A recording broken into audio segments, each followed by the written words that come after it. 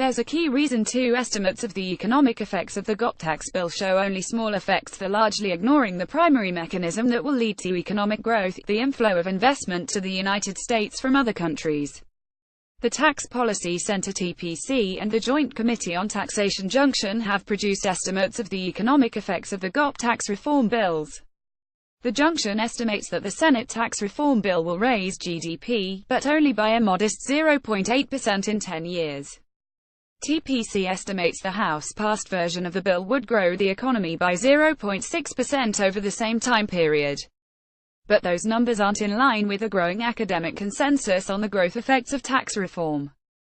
Consider these studies' findings. A recent Heritage Foundation analysis shows that the Senate tax reform bill could boost the size of the U.S. economy by almost 3% over the long run. The Council of Economic Advisers, which advise the president, believe that GDP could increase between 3 and 5%. A growth effect of between 3 and 5% was also independently verified by 3 economists from Boston University. 9 leading economists recently described how the economy could see a boost of up to 4% due to tax reform. Independent analysis from the Tax Foundation estimates that the House bill could boost GDP by 5% and the Senate bill could raise GDP by 3.7%. All of these estimates find larger increases in the economy because they explicitly or implicitly model additional capital inflow in response to tax reform's reduction in the user cost of capital. The Junction and TCP numbers follow from assumptions they make that limit the capital inflow. Tax reform, the user cost of capital, and the open economy. The proposed GOP tax reform plans will lower the corporate income tax rate from 35% to 20% and allow for 5 years of expensing. Combined, these two policy changes reduce the user cost of capital, which is a price that managers use when evaluating potential new investment projects. Firms only invest in new projects when the expected returns are greater than the user cost of capital. By lowering the user cost of capital, the tax reform bill is expected to significantly increase investment, which also leads to increased hiring, greater output, and higher tax revenues. Ultimately, the funding for new investment must come from additional saving. If the economy is closed, meaning that there is no trade with other nations, then the additional saving has to come from domestic households. Interest rates have to increase in order to entice domestic households to save more. The increase in interest rates raises the user cost of capital, which mutes the effects of tax reform. However, if the economy is open, as the U.S. economy is, then businesses have access to savings from foreign households through global capital markets. International savers want to place their money where it will get the best return. Tax reform would raise the return on investment in the United States relative to the returns in other countries, so the pool of international savings would fund more investment here and less investment elsewhere. The more global capital markets shift from investment from the rest of the world to the United States, the smaller the increase in the user cost of capital, and the larger the increase in the U.S. capital stock and GDP. Assumptions in the Junction and TPC models. Economic models have 3 options for how to describe international trade. The first is to assume that the economy is closed. This simplifies the task of producing estimates by ignoring the rest of the world.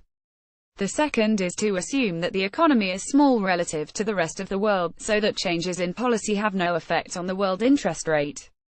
This allows the model to capture the effects of international trade without complicating the model too much. The third is to include a complete market for international capital. This is the most realistic, but also the most computationally difficult. The models used by the Junction and TPC use a blend of the first 2 options, building in assumptions that the U.S. economy is relatively closed to international investment. For example, TPC follows the government assumptions that only 24 cents of each new dollar of government debt will be financed by foreign investors. These assumptions come from the Congressional Budget Office's SOLO model, which fixes savings rates based on assumptions made by the modeler. Thus, it is little surprise that the TPC model often finds that the static and dynamic scores are nearly the same. By modeling the U.S. as a partially closed economy, the models predict that tax reform will only modestly increase the foreign investment that will flow into U.S. markets. The effects of these assumptions have not gone unnoticed by other economists. In the Wall Street Journal, economists Lawrence Kotlikoff and Jack Mintz explain that the TPC and government scorekeepers depend on closed economy models that do not simulate the current, let alone the future, global capital market. Closed economy models ignore salient facts about the world economy. For all the talk about the Republicans not being an evidence-based party, in this particular debate they seem to have the science on their side, concludes economist Tyler Cowen. U.S. economy is not closed to international capital. Economic studies reviewing the available research conclude that capital is highly mobile and consistently show that the U.S. economy continues to be more open every year. Other countries have studied the research on capital mobility and become wise to the competitive benefits of tax reform. International corporate tax rates have fallen in recent years, so that the United States has the third highest marginal tax rate in the world. In a global capital market, Congress cannot set tax rates in a vacuum. If taxes are relatively higher in the United States than in the rest of the world, then more investment will be made in the rest of the world. The world has a global capital market where savings will move to find the best return. Models of the economic effects of tax reform should reflect this mobility. This piece originally appeared in the Daily Signal.